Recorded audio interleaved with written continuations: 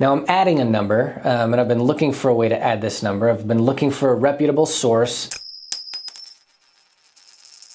How's it going? I'm Christopher McGee. I'm the owner of Halcyon Real Estate, affiliated with the Keller Williams Market Center in Salt Lake City, Utah. Today is June 10th. Yeah, today's June 10th, 2024, and this is the numbers and the nuances where you come weekly to know exactly what Utah's housing market is looking like. Pulling the numbers right off the MLS so that you can see the trends of what's happening from week to week instead of having to wait for last quarter or last year's information from whatever publication you might get real estate news from. So just like every week, I'll dive into what the way I read the numbers. I'll just give you my nuanced opinion, and then we'll jump right into showing you what the numbers are from the MLS. So let's look at the nuance first.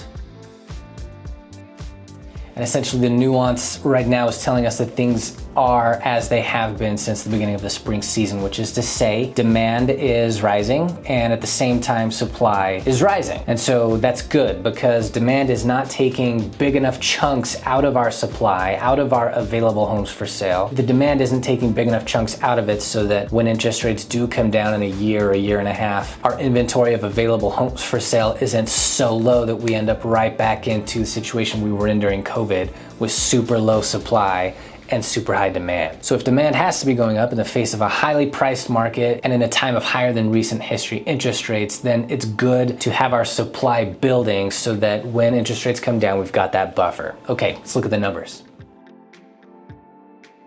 All right, inventory is up a solid 300 from the previous week at 9,312. Clearly still trending up. Average days on market is 42, which is up just one from the number we had last week. Still trending down clearly. Average list price this prior week came to $687,726. That's up from the previous week. It's trending up. The uptrend is pretty moderate though. The average sold price last week, not average list, but what homes actually sold for on average last week came to $677,618. And so the difference between list price and sold price is still in the buyer's favor. Last week to the tune of $10,108, which is down from the previous week's high point. Still trending though closer to no difference between list and sold price. Number of homes sold last week, our most direct indicator of demand. Number of homes sold was 636, which is up from the previous week. This is clearly still trending up. The number of homes currently under contract comes to 5,294, which is down a little from the previous week. And this has leveled into a very slow drop off. The number of price reductions that we saw last week came to 1,046, a new high for this season, up from the previous week, and again, keeping that upward trend going on this data set. The number of listing contracts that were either canceled, expired, or withdrawn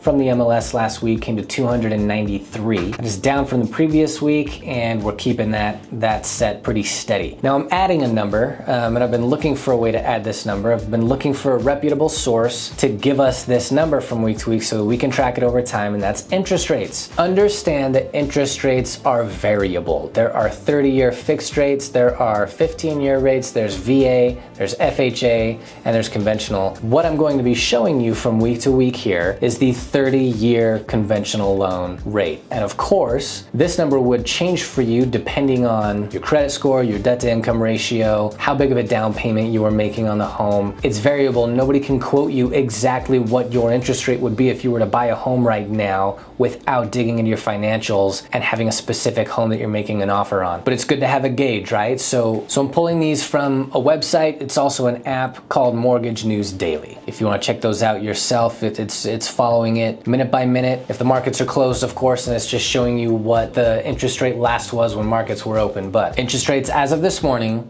we're sitting at 7.15, just a little over 7%, really where we've been for all of this year, and it's just vacillating, hovering around 7%. Sometimes it's a little below, sometimes it's a little over. Today happens to be a little over, but that's where interest rates are at. Okay, so thanks for watching this week. If you have any comments or questions about anything in this video, please hit me in the comments. Let me know. I'll be happy to respond. If you know anybody, or if you are somebody who's looking to move in Utah in the coming months or this year, I hope you feel comfortable reaching out to me. I'll be happy to work with you, and you know I know this market like the back of my hand. You also know, if you watch any of these videos, that I tend to communicate thoroughly. So my clients always know what's happening next and what to expect. I'll be happy to be on your team. And of course, if you want to stay updated on Utah's housing market, there's not going to be a better way than to hit that subscribe and stay informed with me from week to week on what Utah's housing market looks like precisely. We'll see you in the next one. Bye-bye.